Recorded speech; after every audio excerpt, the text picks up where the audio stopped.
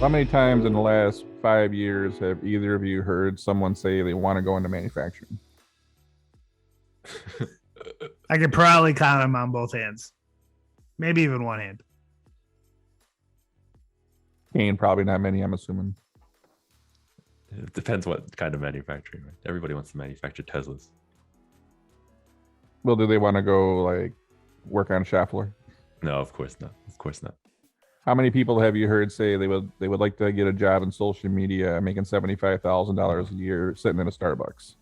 I don't have enough hands to count that. And you need one of those TI calculators you get in like the sixth grade. Yeah, how many exponents can you put on there? And this is the issue. There's nothing sexy about manufacturing. The thought of playing on like Instagram all day and Snapchat as a job and like working from a coffee shop in the city just sounds a little bit better than doing anything in manufacturing.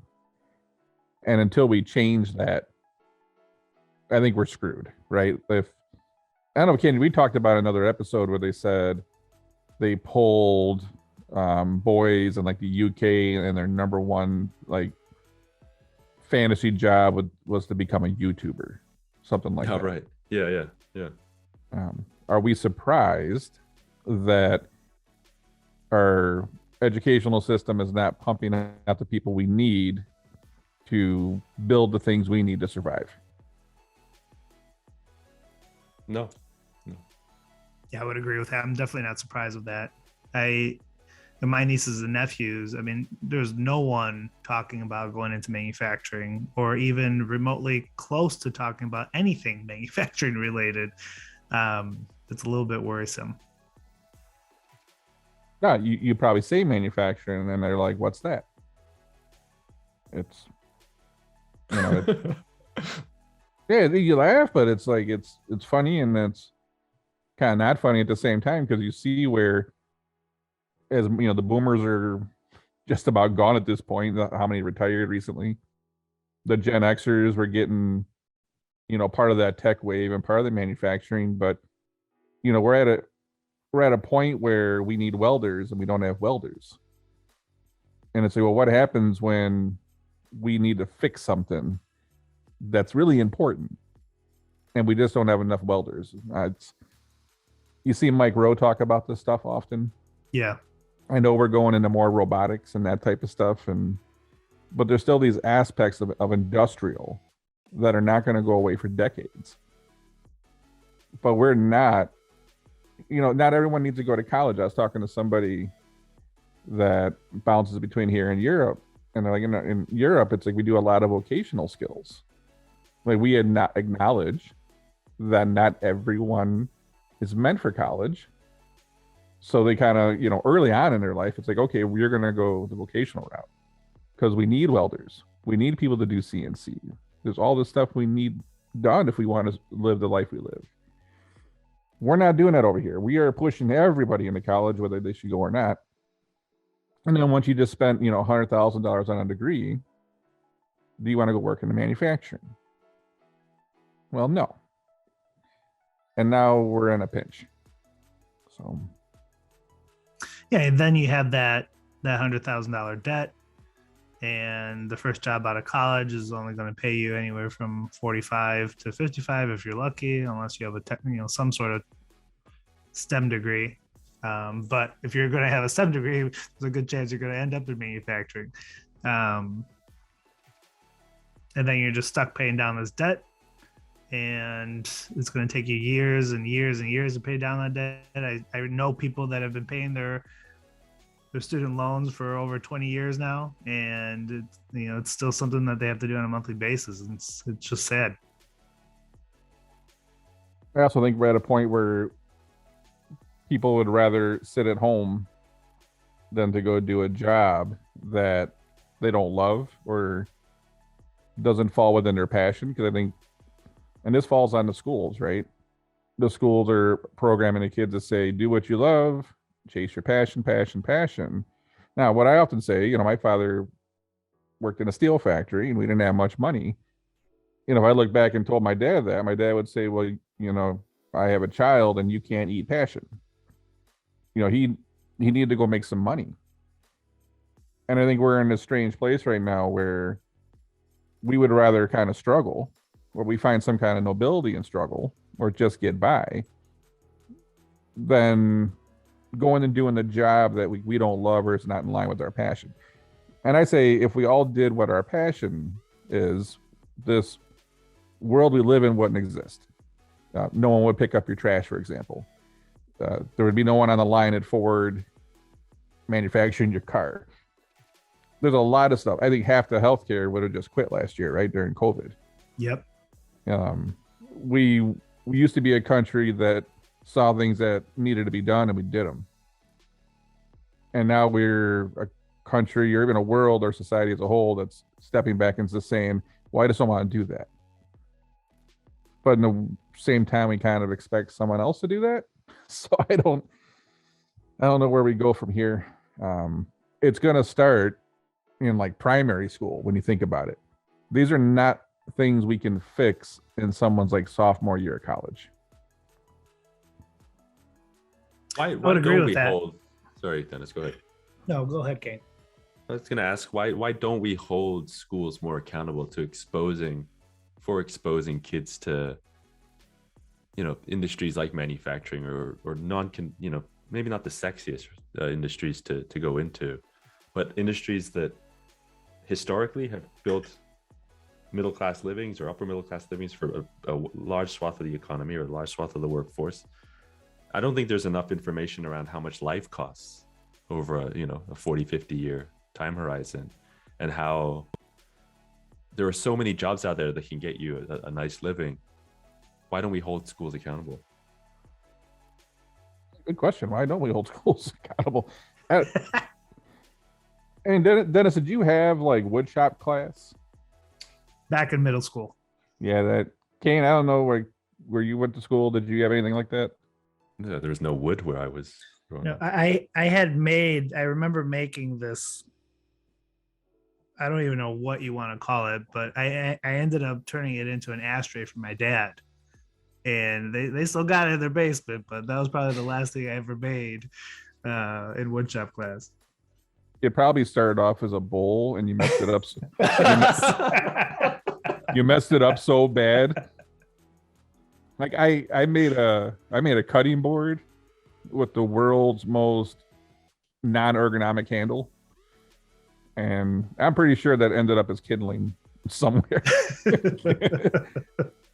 But it's one of those things that we were teaching the kids. You kind of get exposure to other things. You know how many people I know that like can't jump a car battery, that can't just do some very basic things. And I'm not talking handyman, like that type of stuff. It's the things you need to do every day to just live. And I see the younger generation struggle with that stuff. And it's like, well, this is where I kind of, maybe the parents are coming up short, but wood class taught you some stuff, wood shop, and then there was other aspects to school than just like math and science. And I think that's kind of the issue is I think we have these horse blinders on about STEM. And it's STEM. And I talk to parents and I say, you can't just kick your kid in the corner and just say, do math all day. And then they come out and they're like, well, I'm introverted. And you don't realize that if your child can have a sense of humor, if they can be outgoing, all these things are really going to allow them to be more successful in life. But we are so focused on just like STEM that they don't venture off and learn, how to make a bowl into an ashtray, for example. We're creating like these very kind of narrow-minded people. And then once you set them down that track, why are we surprised, when they go into college and they're on that same narrow-minded track, and then they don't even think about manufacturing. It's math and science and technology, And it's like, are they thinking about being a CNC programmer? No, it was never mentioned. So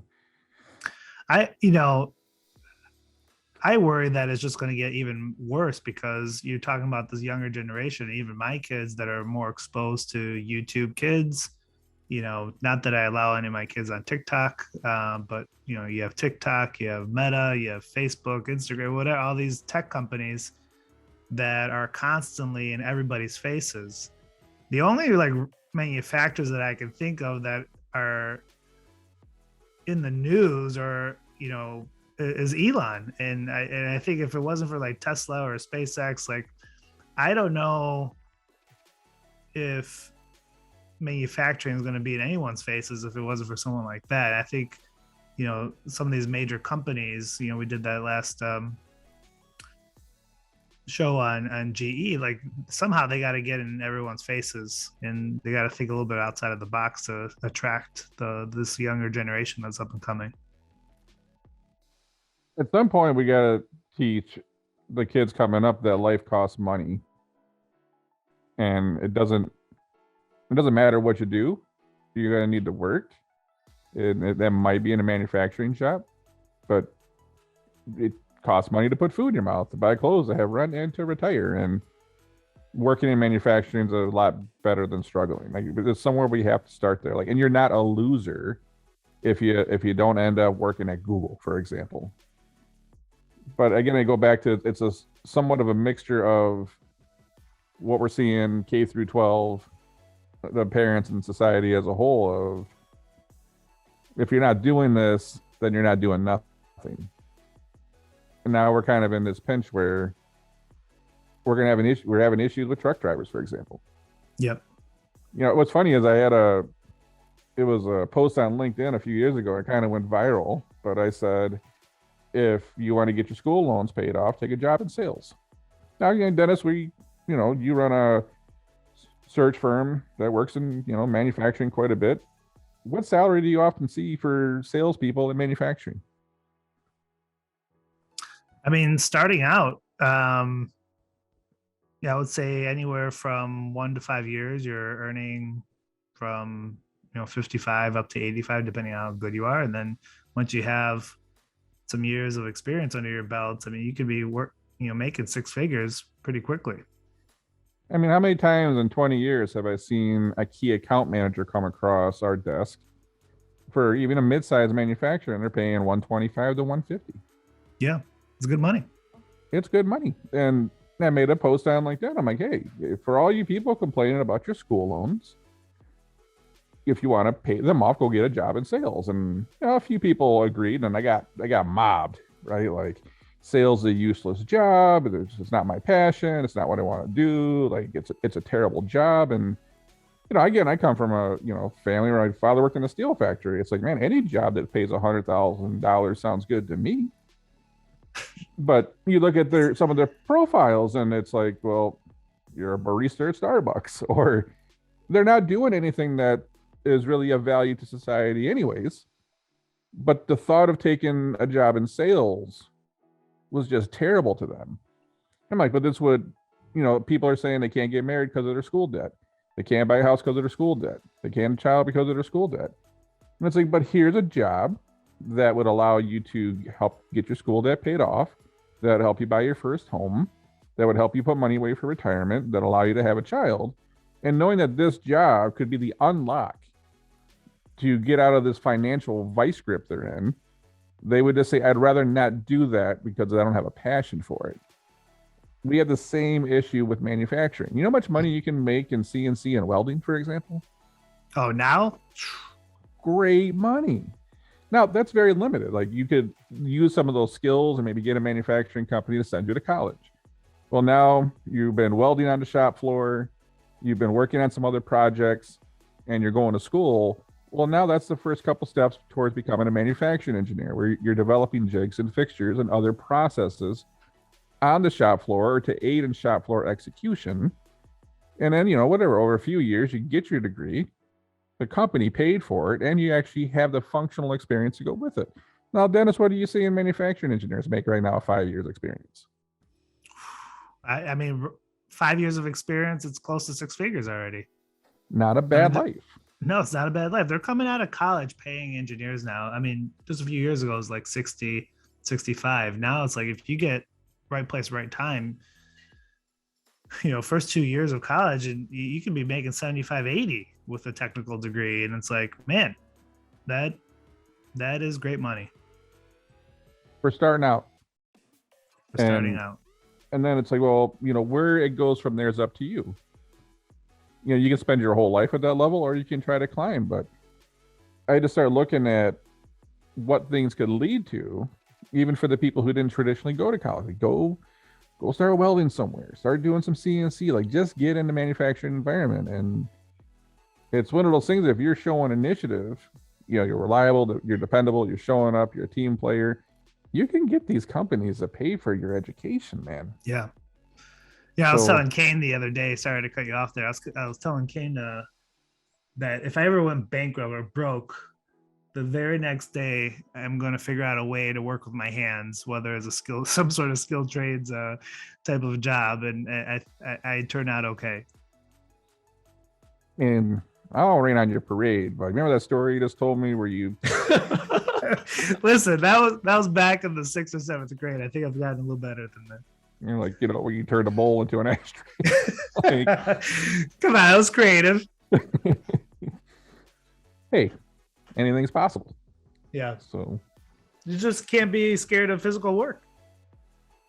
I mean, it's that the jobs where we grew up, it's like you want to get on the line at Ford, you want the UPS job, everybody wanted to work at the working for the post office. And it was really hard to get the post office job. It paid okay.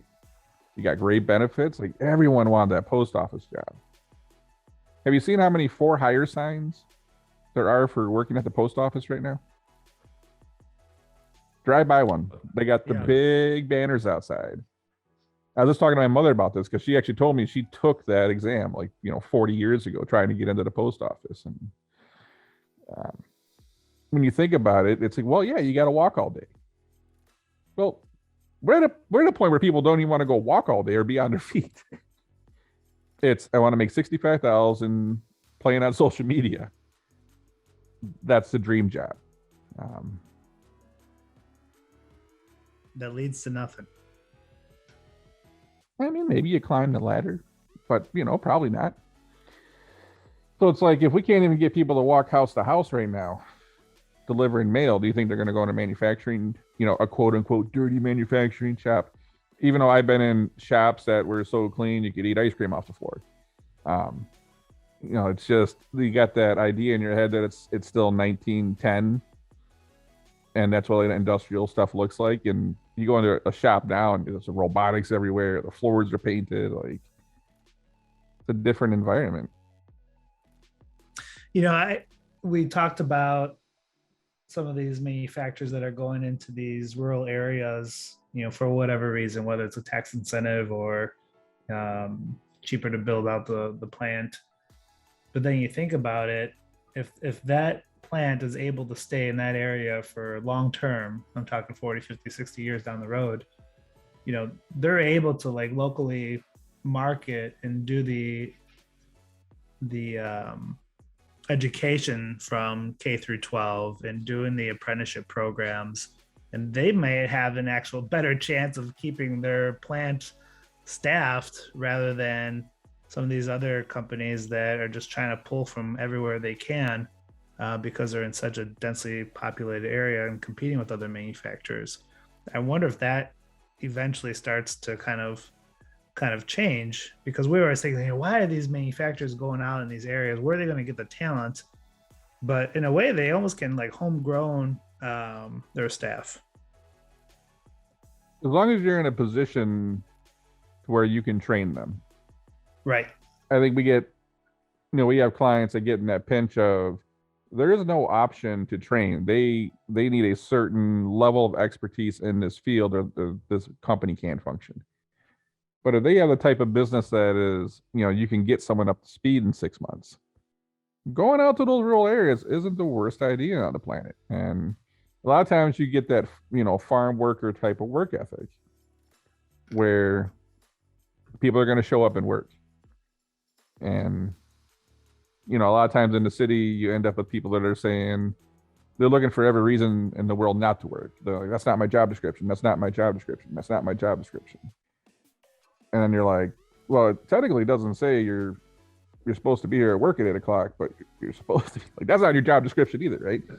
It's like, it's two different mentalities at the end of the day that, you know, maybe there's going to be that trend where companies are going to go further out and just attract a different workforce. I think that's such a good point that you guys made there, because there's a lot of press around people or employees' ability to move employers, as if there's a ton of choice right now. And there probably is in certain metro areas, but I circulated that chart one time to the three of us where for the majority of this country, you know, there really isn't more than one or two options in the area where people live to where they can go work depending on skill set. So I think it's a clever idea for manufacturers to go out to these places, but I feel like in order to get people to move that don't already live in those places to move to those places, it falls back on the schools again. I always hark back on the schools, but need to hold them accountable.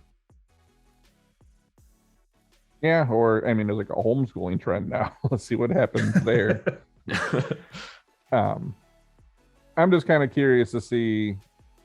We got what 5, 6 years of runway here, where it's going to be this mixing bowl of companies just trying to figure out what is it we're going to do. How do we survive? How do we thrive? It's tough right now. Well, we know when we have companies that move to, you know, they go buy these like 40-acre industrial lots and they set up a plant in the middle of nowhere, and then they call us up and they're like, hey, Dennis. And Dennis like, hey, Bob, what do you need? He's like, you know, need about 40 people in the middle of nowhere. Can you get that? can you get that done in about 30 days? Like, and then we know how hard it is to get people to relocate to the middle of nowhere. But it, you know, it can be done. It just takes a tremendous amount of time. And sometimes you make concessions. Like, you're not always going to get grade A top USDA choice people to just pack up and leave a good school system and or a good metro area and kind of move out in the middle of nowhere. So it's like there's this, you know, ebb and flow to the talent you get, and then at that point you got to develop.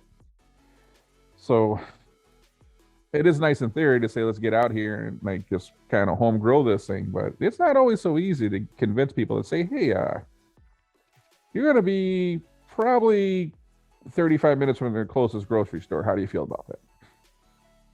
And some people will say, sounds like heaven. And then other people are going to go, yeah, not going to work. So just, I got to be within, 10 minutes of a Starbucks personally. But that's just me. Yeah, we have a current client right now, probably one of the only customers that we serve. We've done tons of executive positions for them, and started asking us to do more of the production level placements for them because they're struggling. But they're one of the only clients that kind of understand that there's so much competition. There's the pool is limited for these type of individuals, and they actually have a training program in place. They're willing to, to educate these new employees. And it's surprising that they're one of the only ones out of, we work with hundreds of manufacturers across the country that have really focused on like training their new people. And it just makes recruitment on our end a little bit easier. But at the same time, they are not as picky, and they're able to hire faster that way. At that point, it's easier. I don't know if you ever see that meme that goes around on LinkedIn, which I don't even log into LinkedIn anymore because it's pretty useless. But it says it's got the quote from the CFO that is a quote that no CFO ever made, by the way. And it says, what happens if we invest in our people and they leave? And then the employee says, well, what happens if you don't invest in them at all or something? Yeah. It's just, when the people are going to stick around for a while, it's easier to write that check.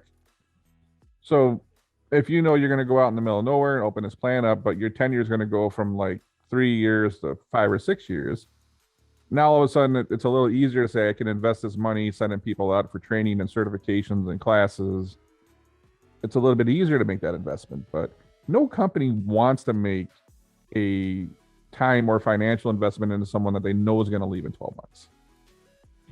So maybe it makes it a little bit easier to say we can bring people out to this new location that they don't have all the skills, but I know they're going to stick around for a while. So it's worth making the investment. Yeah, I mean, there are customers out there that have decent tenure. You know, we work with one of the largest flooring manufacturers, and they actually have facilities in the outskirts of Atlanta, and it was pretty surprising to me on how high their tenure was at this specific plant of theirs. Even to the talent acquisition team and the HR, very high tenure. I'm talking 6, 7, up to like 15 years, and it's like, man, they kind of have this appeal to them that they take care of their people, they pay them, they educate them, and the result of that is you have more stability in the workforce.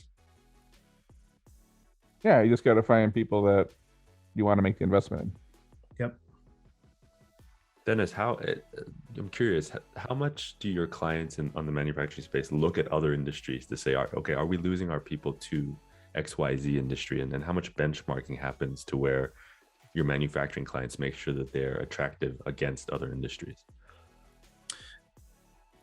Well, I believe they are losing to other industries. A lot of times our customers come to us to find somebody from like a direct competitor, which makes sense.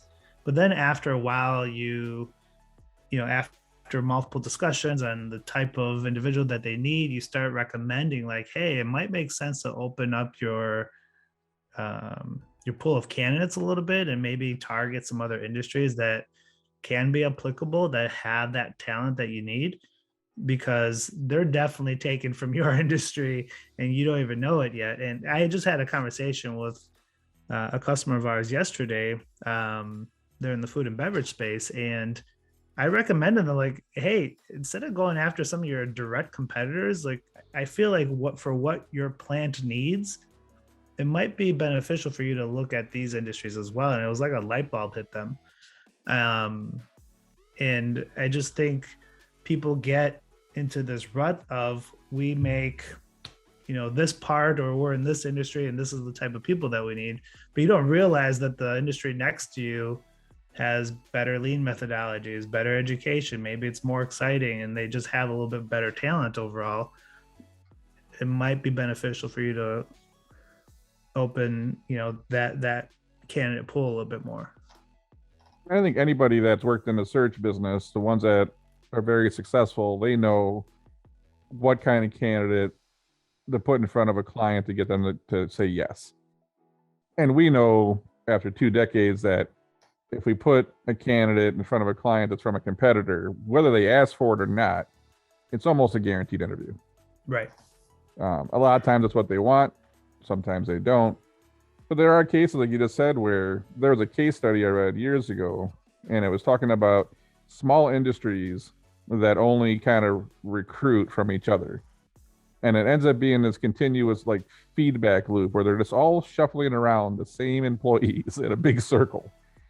But no one in the industry ever breaks out. No one ever just gets better.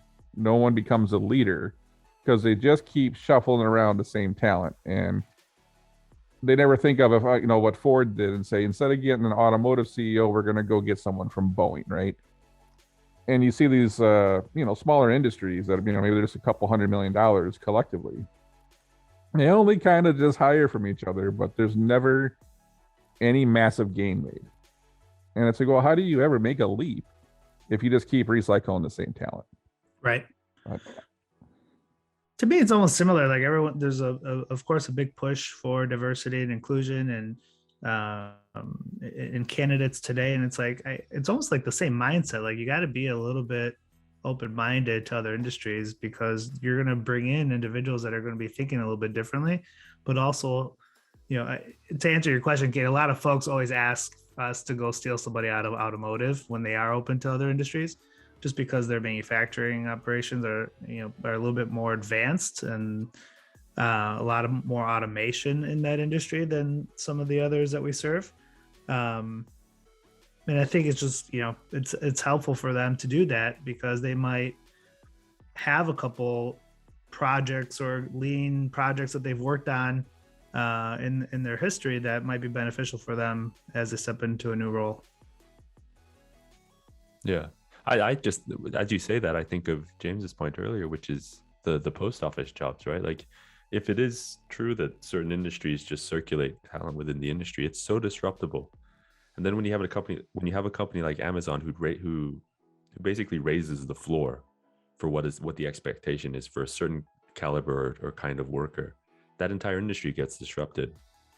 And so, it's this whole conversation is fascinating to me because I don't understand how certain industries are going to be sustainable long term if they keep doing things the way they do them right now. Okay, and you asked that question of like, are Dennis's clients ever looking at where they're bleeding people off to? And I know you do that at Daggerfin, Right. I mean, on the employer branding side, where it's like, okay, you got high turnover. Let's see, is there a certain industry or do you have a competitor that's like taking away your people?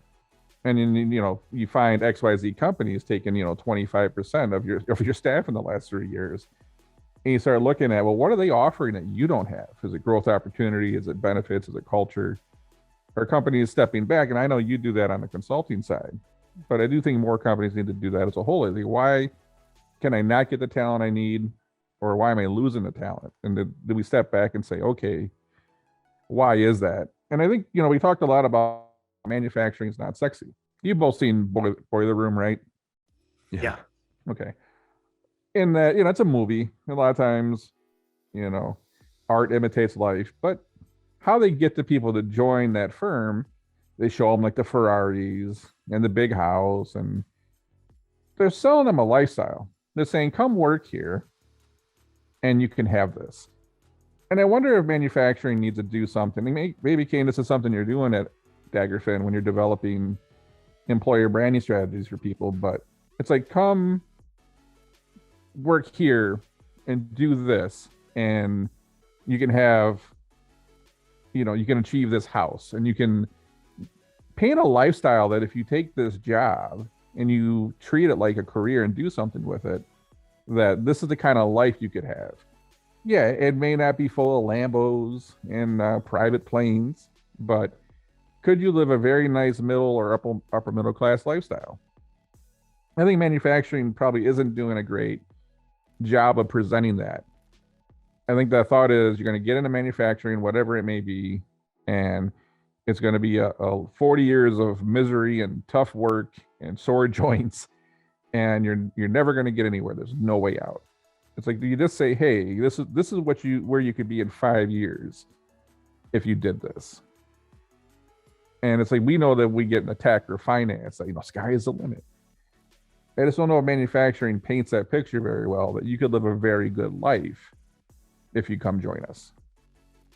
You just reminded me of like a friend of mine that's been in sales for the last 20 years, and he always gets excited when he changes a job every couple years, and the opportunity that is presented to him is like, oh, total compensation up to $350,000, but base salary is like 80, and it's like they always get stuck on that 300. Oh, I can make $300,000, but it goes to show you that it works, and that's how people are able to advertise for certain positions like that.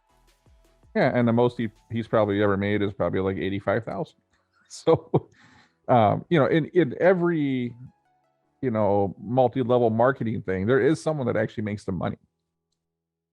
Like, it's not always, it is possible. It's just based on who you are and your own work ethic. It's probably not possible. But just selling them on the opportunity or the chance, it's like, well, you could, and they usually have someone that's actually done it. But the probability of you doing it is, or manufacturing's a little more real. It's like, if you just come here and you work hard, you're reliable, dependable, and this is the kind of living you can make, and you get out of the house and you can save for retirement, and you can take the trip every year. Or do you want to sit around and just struggle and say, well, I'd rather struggle than do something I don't love? But I also feel like those same people aren't doing something they love. It's just kind of a convenient excuse sometimes. But again, maybe that's going back to holding the schools accountable. I don't know. Another angle to kind of think about is, would you rather go into an industry or sector that has less people that are going after those type of jobs, or would you rather compete with the majority of the folks that are trying to get the same job as you are? And if you take a step back and think about that a little bit, it's like, well, maybe I do have a better chance if I go into manufacturing. What are your thoughts, Kane? Well, to me, manufacturing, there are different industries in the States that I think are crucial to GDP growth or the long-term future of the country, and then even the geopolitical risks. Not to get too political, but whose responsibility is it to make sure that manufacturing is thriving, as an industry for this country? Does it fall on the government to make sure that this is happening? Because we've had this conversation before, James, to where, should companies have to worry about being able to attract workers to their industry if their industry is crucial, to the viability of the country? Because, and then I go back to the schools, should it fall on the schools? So I'm just trying to kind of hang my hat on kind of where should the responsibility lie to make sure that these industries are thriving? Because it's companies have a lot to deal with already without having to worry about the lack of knowledge. I had a conversation the other day with an individual in architecture who worked at maybe one of the leading architectural firms out here in Ohio. And she was saying that their biggest issue is that they can't find structural engineers to come out of school with the right skill set and the right licensing to where they become a viable architectural firm. A long enough time frame, then what happens to architecture in the United States? And then do we, when we have big development projects, need to go out of the country to find firms that have the talent to be able to do this? And what does that mean geopolitically? So my mind is spinning as I hear you guys talk about this stuff. Yeah, because I think on the architecture side, everyone wants to design the pretty building, but then they don't Right. want to design the structural part to make sure it stays up, because that's no fun. Right. So, but does that not sum up where we're at as society, where we're kind of spoiled and entitled, where we only want to do the fun stuff, and we realize that the backbone of this very convenient society is not the fun stuff. Like, you look at the worker shortages, and I'm like, they started talking about the lack of EMS. It's like, well, what happens if I get T-boned on the way home and there's going to be no one to come save me? And it's like, if there is someone to save me, I might get to the hospital and get the triage, and they don't have enough people to figure out what's wrong. It's our society depends on that, like, for our water. Whatever. Mhm. Do you think people love working at the water plant? Like, hey, that was my passion in high school. I always wanted to work at the water treatment plant. No, man, that's not how it works, right? But if we don't do this stuff, this life we live comes to an end. And from what I can tell, no one's ready to go out and grow their own crops and take care of themselves. So, what happens? We need manufacturing. I'm just looking around right now, the lighting fixtures and plumbing fixtures, all the things we need to just run our utilities that need to be manufactured. It's, what is life without that stuff? Yeah. And again, should the onus fall on a little bit higher than the industry itself to be able to attract workers for people to be exposed to the benefits of working in an industry like this? I was talking to a friend in Germany, is years ago, but they talked about even going all the way to like elementary school. They already start kind of figuring out what the children are good at, and they try to develop them towards that route. We don't do that now. We just say math, science, technology, tech, math, and that's it. And then we wonder why no one wants to work at the auto repair shop to fix your brakes. It's, what do you do? We're not doing that. But let's go back to the conversation I had recently with someone between here and Europe. It's, they know they need X amount of people going into vocational if they want to sustain the economy. I'm not sure there's even wood shop anymore. which, didn't work out that good for Dennis and I, but still, it taught you something. The industry is safe in Dennis's hands. I'll make it safe. A couple YouTube videos and I'm good to go. Dennis has custom ashtrays, but no one smokes anymore. They're never the Yeah, same they- size. Custom, Kane. It's custom. I can charge more. Miniature salad bowl. All right. If you guys don't have anything else, I think that's about all I got to add. Yeah, sounds good. Yep. All right. Now I'll catch you.